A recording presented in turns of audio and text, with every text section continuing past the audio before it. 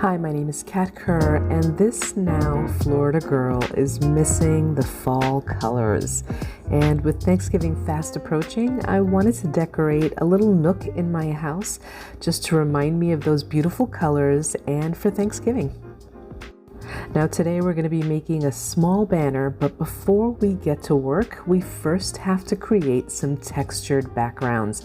Today I'm using white opaque craft plastic, and I chose this because I needed something durable because I will probably make this banner and then store it and use it again next year. So I want to make sure that it's going to last, and so I chose the craft plastic for that reason. Now, I wanted to also have some texture on this craft plastic, and so I picked out some of my favorite fall colors, and I'm applying that color in different ways so that I can achieve different textures. For this first page, I simply added color by using a dry bristle brush. Here, I'm adding this gorgeous yellow using a brayer. Now for this page, I'm using a catalyst wedge, and I really do love using a wedge on craft plastic because it really slides the paint around, especially because the paint doesn't soak into the craft plastic. It kind of floats on top, and I love it. Here I'm using that brayer again, but this time I'm going to press some bubble wrap onto the wet paint to create the beautiful texture.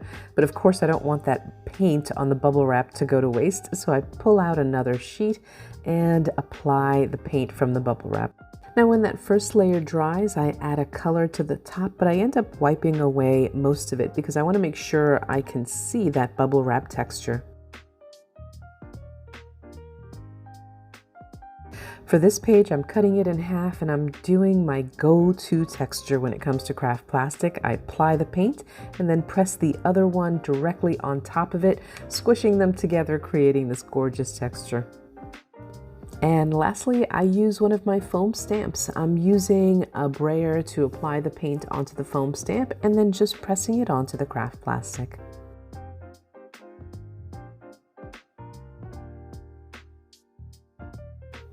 Next, I cut my pages into 3-inch strips, and then I cut out a triangle, and I use that first triangle as a template to all of the other pages.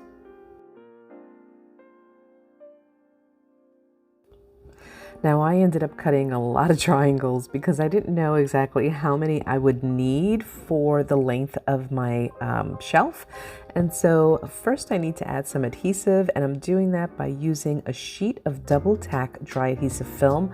I remove the top layer and then just place the triangles on the sheet, using up as much of the sheet as possible. I then use a roller just to make sure that I press all of it down, all of the triangles down, and then I take some baby powder and just lightly dust the page, removing the tackiness that's left over from the open spaces, just so that it's easier for me to cut. Next up, I'm going to assemble the banner, and I do that by removing the protective layer, exposing the adhesive on one of the triangles, putting it face up, and then I place the string across the top of that triangle, and then take another triangle, remove that protective layer again, exposing the adhesive, and pressing it face down onto the other triangle, kind of creating a sandwich. And I use that roller to just make sure everything is pressed down, and I trim off any excess. Next, I take a 1-inch square punch, and I'm cutting out these squares using gold metallic board, and then I'm placing it again on some double tack dry adhesive film, removing that tackiness and cutting them out.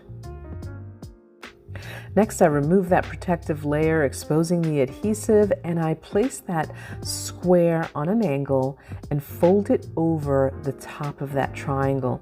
And then I use that roller again to make sure that they're nice and secure. I add some dot crystals to the point of that foil board, also some gold on the edges, and this banner is done.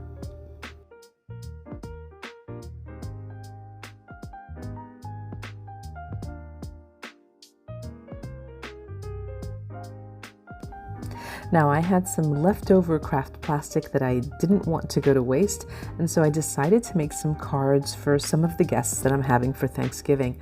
I simply cut out the pieces of craft plastic, used that double tack dry adhesive film to adhere it to the base of a card, and then I cut out this wonderful die, and it makes it so beautiful. It looks just like stained glass. I added a crystal to the center, and now they're ready to give away. Now, I made a few fall themed projects this year.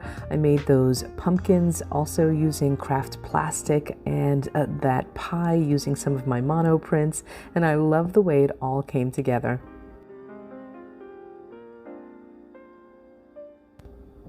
Now, if you're looking for more ideas on how to use craft plastic, make sure you visit grafixarts.com. Thanks for watching.